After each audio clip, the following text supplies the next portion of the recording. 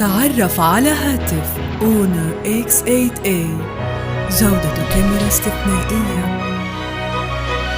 ان شاء الله نكون جاهزين تصفيات كأس العالم آسيا. اكيد البطولة هاي مهمة لنا وللمنتخب الوطني، وان شاء الله يا رب نحقق نتائج ايجابية نرضي بها للجمهور العراقي والكادر التدريبي. ان شاء الله.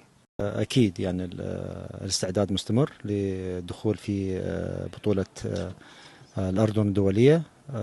الحمد لله والشكر أمنا جميع وصول اللاعبين اللي هم كانوا من خيارات الكادر التدريبي.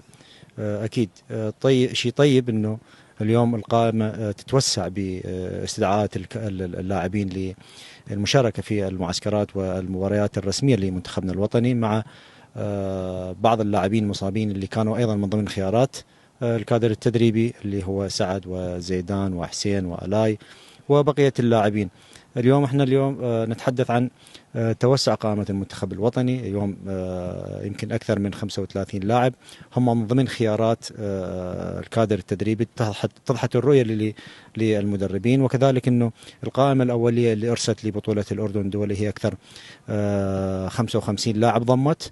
فهذا شيء طيب، يعني معناته أنه الكادر التدريبي لديه رؤية واضحة على جميع اللاعبين. أكيد هذه البطولة سوف تكون الاختبار الأخير للكادر التدريبي لاختيار التشكيل المناسب لخوض تصفيات كأس العالم الشهر القادم.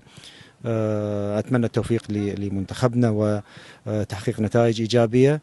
أما عن الأمور الإدارية فالحمد لله والشكر، وتم تأمين جميع وصول اللاعبين المحترفين اللي كانت من خيارات الكادر التدريبي، كذلك التنسيق الإعلامي اللي كان على استعداد كبير أنه يوفر تغطية كاملة على معسكر منتخبنا الوطني اللي متواجد في عمان. كذلك أنه تم إقامة معسكر قبل دخول في هذه البطولة. الاتحاد العراقي أمن معسكر تدريبي لمنتخبنا من تاريخ 8 ولغاية دخولنا في هذه البطولة.